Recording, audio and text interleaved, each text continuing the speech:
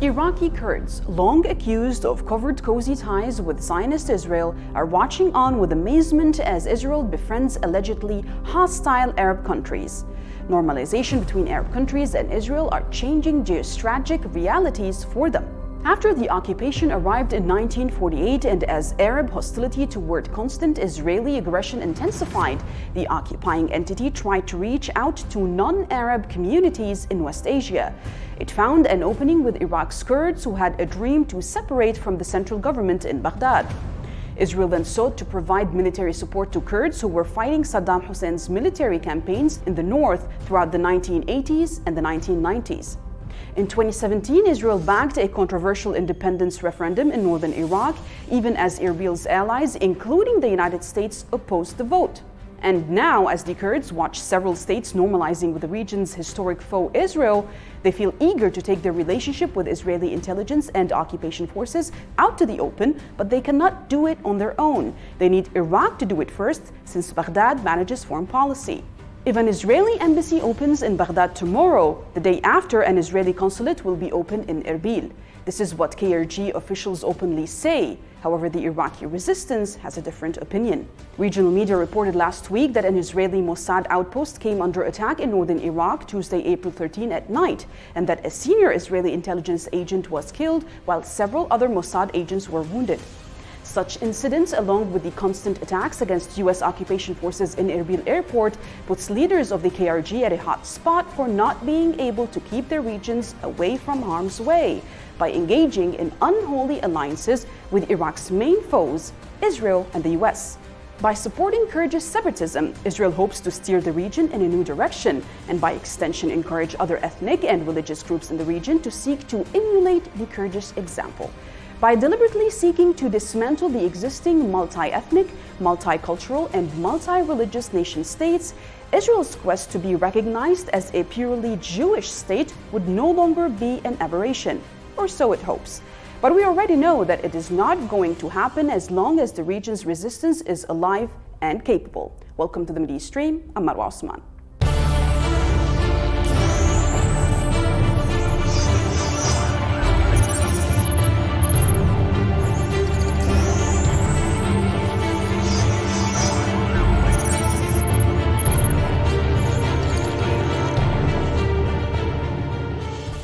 The Kurds are fond of saying that they have no friends but the mountains. Yet one entity has pushed for their separation from both Iraq and Syria over many decades: Israel. The relationship between the two has evolved to the point where Israel is the only voice in West Asia encouraging rather than decrying the Kurdistans' separation from Iraq. Netanyahu first publicly voiced support for an independent Kurdish state in June 2014 as the threat of Daesh was rising. However, that fantasy was blocked by the Iraqi resistance's elimination of Daesh, ridding the Kurdish contras from Daesh threat. Yet Kurdish separatists still choose Israel over the resistance any day. To discuss this issue with us from Beirut is Laith Marouf, political commentator. Thank you for being with us, Laith. Now, this is a very interesting topic here, specifically that the leaders of northern Iraq's Kurdistan regional government are always happy to receive Israeli support, given the international opposition to the Kurdish plans to disintegrate from Iraq. We have Kurdish leaders who could not openly celebrate their Israeli encouragement for fear of repercussions from the rest of Iraq, who link aspirations for Kurdish independence with the ideology of Zionism itself, which we have been seeing for the past 72 years. In what ways do you think the Kurdish separatists believe Israel can actually benefit their demands? It's the same delusion that many before the Kurds have fallen into, and here we're talking about a small minority that is requesting the support of an imperialist against its own region. And we remember what happened to the indigenous tribes in Mexico when they sided, some of them, with the Spanish invaders against the Aztecs. And obviously the Spanish, as soon as we're done with the Aztecs, eliminated and ethnically cleansed those indigenous small tribes. And so it's a delusion for any person to side with imperialists against the people of his region, his or her region. And there's never been in history that this ended well. And it seems like the elite in the Kurdish people have not learned from history.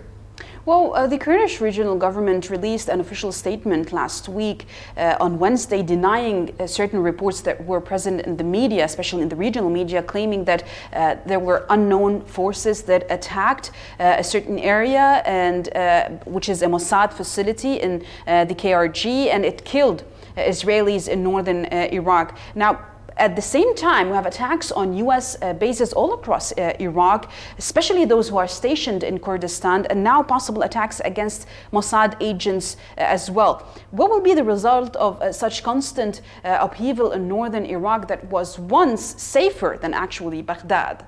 You see, the result will be continued fighting in the region as long as the Kurds do not reconciliate with their surrounding, with their brothering and cousins in Iran, in Turkey, in the Arabic world. They will continue to be played by imperialist and apartheid Israel for the goals of not achieving them peace or stability or independence, but to undermine their brothers and neighbors. That's the ultimate goal that apartheid Israel is working on. That's the ultimate goal of the United States' involvement in Iraq and Syria on the side of the Kurds. It is not for their betterment, it's for the detriment of everybody else around them, which means their house will be burning down with their surrounding. You look at what's happening in North Iraq right now with the ethnic cleansing of Nineveh, of the Babylonian and Assyrian and Syriac and Arab peoples of that region, and after the invasion of ISIS and the Wahhabi contras, and how these Kurdish contras themselves actually, instead of, after the defeat of ISIS in that region, allowing the people of the indigenous populations of that region to come back, have taken it over and included it in their fake new independent province or area of Iraq. So we have now Kurds that are encroaching on the traditional lands of Semitic people, Assyrians, Babylonian, and Arab, and this will not end well. Well, this sort of covert relationship between both the Kurdish side and the Israeli side began when the Ba'ath Party was still in power between 1968 and 1975. It was the most where they shared intel, and even Israel gave weapons to Kurdistan to fight off at that time Saddam Hussein. But we had Mustafa Barzani, the father of the current president of the KRG, Masoud Barzani. He was leading a rebellion against the Iraqi regime at that time. Now, Israeli security and intelligence agents help the Kurds with military assistance and with also arms. What benefits Israel from this relationship? Obviously, other than having a foot inside of Iraq, what can they benefit from a disintegrated region? You see, the goal of apartheid Israel in the Western Asia and North Africa, one of their main goals since the creation of Zionism, is to cut off the rivers that feed the Arab people. We're here talking about the Euphrates and the Tigris and the Nile. And so you look at how the relationship between apartheid Israel, Turkey, and Ethiopia are very important into holding our people down. And, and as we see right now in Egypt, the situation is deteriorating. Building this dam in Ethiopia will basically starve the people of Egypt. And here is the same thing happening in the Levant. The Turks built, 40 somewhat dams on the Euphrates and Tigris, and now the Kurds are coming to steal the lands that are the part of the Fertile Crescent that fed the Arab and the Semitic people for 40,000 years, the land between the two rivers. So the aim here is to cut off the Arabic people from their ability to feed themselves, because that's one of the things that have kept the Arab people independent and able to resist imperialism and occupation for 20,000 years. Well, given the past 10 years of war against terrorism, the region waged by the resistance against imperial powers who implanted hostile terrorists, Wahhabi-funded insurgents and Westerns won in the region in total, especially in Iraq and in the areas controlled by the Kurds as well in northern Iraq, they suffered a lot until the Iraqi resistance, led by both martyrs, Abu Mahdi al-Muhandis and Qasim Soleimani, went to help out, especially in Kirkuk, and rid the area of Daesh. Why is it so hard for the leaders of the KRG to accept that and to take a firm stance alongside the resistance, the Iraqi resistance, whom they share with the land, the sky, the nation, the pride? Well, unfortunate for the Kurdish people that they are cursed with such leadership that cannot even acknowledge a favor that was done to them, and the saving of the Kurdish people in Iraq from these Wahhabi contras that would have, kidnapped and raped and all their children and women and killed their men if they were able to. So, we know that the Kurdish people is different than their elite, and their elite, unfortunately, are corrupted to the bone, where their care is not about protecting their people. It's about stealing as much money as possible through the looting of the Iraqi oil, now the Syrian oil also, and taking all the money that comes in from the West and the weapons. And, so you look at what's happening in Kurdistan, Iraq, and the disparity between this political elite and the people on the ground is huge. And ultimately, the hope is that there will be new movements within the Kurdish people that will, push these elites out that are collaborating with the imperialists. Well, that remains to be seen as how the region is actually beginning to look like one which is waiting for fire to happen, or rather diplomacy to work throughout its way. I want to thank you very much, Laith Ma'rouf, for being with us, political commentator in Beirut, to talk about the relationship between Israel and the Kurds of Iraq. Now, please stay tuned. Next, we will be talking about how the U.S. bases in Iraq are being shot one after the other.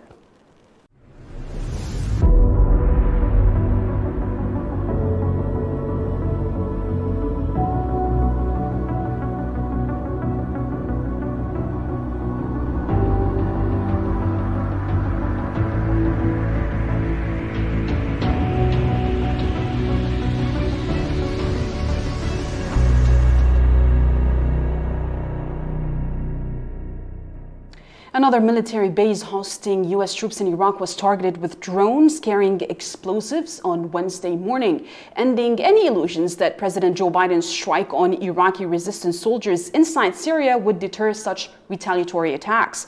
Now, no casualties were reported in the attack on the airport in Erbil, which doubles as a base for U.S. troops. Now, before U.S. occupation troops shook off the Erbil attack, another one hit them on Friday in the Ain al-Assad base located in the Anbar governorate of western Iraq. U.S. occupation bases under heavy fire across Iraq in this following report. Renewed drone attacks on U.S. targets in Iraq show that the Iraqi resistance is keen on ridding its nation from U.S. occupation, as U.S. pressure on the government in Baghdad is heaping, while Biden seeks leverage over the Iraqi official decision to see the U.S. leave their country once and for all. Iraq, scarred by decades of U.S. invasion, war, and Western-backed terrorism, has been a strategic location for the U.S. occupation to face off with its main foe, Iran, while making sure that the Iraqi popular choice of resistance be suppressed. The resumption of retaliatory attacks against U.S. occupation bases in Iraq shows that the Iraqi resistance are now abandoning de-escalation and seeking leverage over their rivals. It seems we're back to last year when for several months in 2020, rockets rained down on American sites once a week or more. However, this time not only in Anbar or Baghdad, but also in northern Iraq's Kurdistan region. A drone dropped explosives targeting U.S. occupation forces stationed at Erbil airport in northern Iraq late on Wednesday, April 14, with no reports of casualties. However, a separate rocket attack killed a Turkish soldier at a military base nearby. It was the first known attack carried out by an unmanned aerial drone against U.S. forces in Erbil, amid a steady stream of rocket attacks on bases hosting U.S. occupation forces and their embassy in Baghdad that Washington blames on what it calls Iran-backed militias. The U.S. still cannot fathom the thought that Iraqis have every right to defend their land, especially after their tragic history of the American invasion, occupation, theft, and embedding Takfiri terrorism. Shortly before Wednesday's attack in Erbil, at least 2 rockets landed on a base to the west of the city that hosts Turkish forces, killing a Turkish soldier. Turkey also has troops in Iraq, both as part of a NATO contingent and a force that has attacked Kurdish separatist militants in the north. The Iraqi resistance had already expressed its opposition to the presence of the United States and Turkey and demand a full withdrawal of all foreign troops. But since all their words went unheard, they sought a louder form of expression, which definitely got the attention of all foreign occupation forces in Iraq. Now to discuss this issue with us from Malmo is Firas Ali, political commentator. Thank you for being with us, Firas. Now, Iraqi resistance factions have upped the stakes with drone attacks against U.S. occupation forces inside of Iraq, a technique which is actually favored elsewhere in West Asia, and it seems to be affordable, yet very accurate and very effective. Are we at a crossroad for the U.S. illegal presence in Iraq, or maybe is this the storm before the actual big explosion that might happen? The Iraqi resistance has chosen a very strategic offensive against the US occupation. This choice is very accurate and it doesn't risk Iraqi civilians' lives, neither through their own action or through rough and disproportionate reactions from the US occupation. It's enough headache and damage for the civilian Iraqis that their lives are endangered by the US air missile defense system that they use around the US embassy in Baghdad. Because usually, and it's very often actually, that shrapnels from that missile defense system drops down on civilian houses and damages it. The Iraqi resistance are therefore slowly choking the occupation, and this will make them bleed to death. A big explosion could occur if the Americans make a stupid mistake, like, for example, a bigger operation against the resistance. But that doesn't seem to be in the planning, at least not openly. I think the Americans would instead certainly prefer pushing Iraqi security forces against the resistance, and thus both having an internal fight and getting a pause from the attacks. Hopefully that won't happen. Well, Firas, the US has been planning to leave Baghdad, especially the green zone in Baghdad, and move north towards Erbil, away from the constant attacks by certain Iraqi groups that don't really name themselves or give a bit of a vague name for themselves. Yet they now find themselves being attacked, and people are following them up there and attacking them because they are not welcome in Iraq. What are the US options when it comes to dealing with such specific drone attacks? The Americans have only one option, Mama. Let's make use of their favorite phrase, as we got to use it. Although it was a long time that they used it themselves. They used to say that all options are on the table. I think the Iraqi resistance are telling the Americans now, you have only one option on the table, and that's leaving Iraq. It doesn't matter where in Iraq you move, we will follow you there. If they don't leave Iraq, they will have to face the consequences. As you mentioned, we've seen in the region, and especially in the US-backed Saudi war on Yemen, the US defense system can't protect the kingdom from this kind of kamikaze drones, regardless of how expensive or the state of the art they are. This is actually making the Americans very irritated. Expensive defense system can't protect them against cheap but effective drones. And the use of drones are probably even safer for the Iraqi resistance than missiles, because they can send them from a distance without a bigger security setup, and they don't leave any traces. Well, politically, the U.S. keeps poking at the Iraqi government, at Kadhimi's government, after every attack it faces inside of Iraqi territories, despite the fact that the Iraqi parliament considers the Iraqi resistance part of the Iraqi army since 2017. And so basically, when the U.S. targets the Iraqi resistance, it is basically targeting the Iraqi army itself. Where does Kadhimi's government stand on this very crucial matter? Well, it seems that the interim government of Kadhimi are trying to balance between the occupation and the request of the parliament, which in fact is the wish of the Iraqi people. The government is actually engaged in a dialogue with the representatives of the United States of America in Iraq. They're talking about a withdrawal, but regardless, the Iraqi people are receiving mixed signals. The interim government says that the troops will leave, but spokesman for the occupation army says another thing. Sometimes they're talking about moving north to northern Iraq, and sometimes you can hear the Secretary General of NATO saying that they will replace the US occupation. So it's hard to know who is the honest guy here in the room. But US forces have decreased in Iraq, and that's a fact. But I don't think it's because of the dialogue. I think it's because of the security concerns they have amid the ongoing attacks. Well, but that's not enough. Firas, we have seen once again that the Iraqi file is pressing the Biden administration to make some sort of a firm stance towards its presence, its troops' presence inside of Iraq. It's illegal presence inside of Iraq. But Biden seems preoccupied these days, maybe with internal affairs or rather with Iranian JCPOA agreements that are going on or negotiations that are underway in Vienna as well. Can it be that the Iraqi events are also tied from an American point of view? They are tied to the Iranian deal as it is being propagated by the Western mainstream media that propagates everything that goes on in the White House? I personally don't think that. It's true that Iran has evolved to a regional power, but it's far-fetched to attach everything in the region to the Iranian nuclear file. They say this every time there's an issue in the region, regardless of it, if it's about Lebanon, Yemen, or Iraq. But it's far from true. Unlike USA, Iran have allies which are connected to it ideologically, but they are very independent.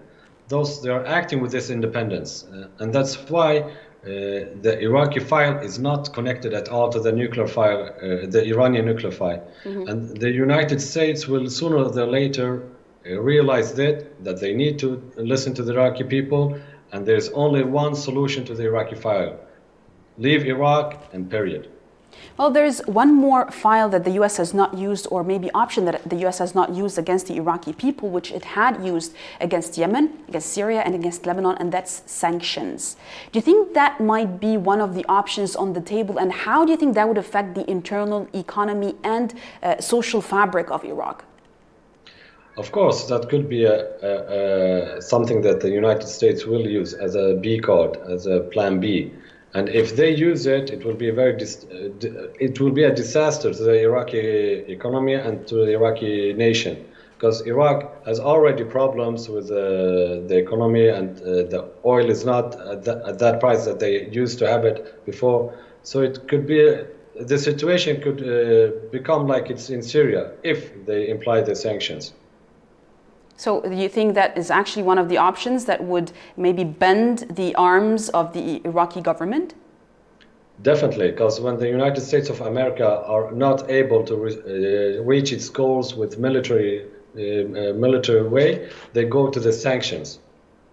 They go to the sanctions, and that basically is what the Iraqi government maybe is afraid of, but at the same time it shows that it is working against the maybe benefit and the demands of the Iraqi resistance. And that was the fear mainly when I ask a lot of my Iraqi friends about it internally. They say that they fear for the future of the Iraqi resistance. Do they have anything to really be afraid of? I don't think that they need to be afraid of that, because before Gaddafi came to power, the Iraqi Prime Minister and government of Mr. Abdel Mahdi, they traveled to China and they made an agreement with China to sell approximately 100,000 barrels of oil a day for China's investment in Iraq. And now Gaddafi is giving about 200,000 barrels of oil in a day in the new deal he made with Jordan and Egypt. So Iraq, as with the case of Iran, they have a window to the east, to China, so they don't need to be afraid of the US sanctions. But yet the Iraqi government seems to be more than willing to abide by the demands of the Biden administration in fear that it might fall under certain sanctions or even more pressure. We still don't know what kind of pressure that the US will be using against whether the Kadhimi administration or government in Iraq, or the targets that it might hit the Iraqi resistance. But the Iraqi resistance has shown so far that it is not silent, it has a loud voice, it will target any occupying force all across Iraq, until their land is liberated. I want to thank you very much, Firas Ali, for being with us from Malmo to talk about how the US is being targeted inside of Iraq and what options do both sides have. Thank you for being with us, and thank you for watching. And please stay tuned, because next week we have more news right here on the Mideastream.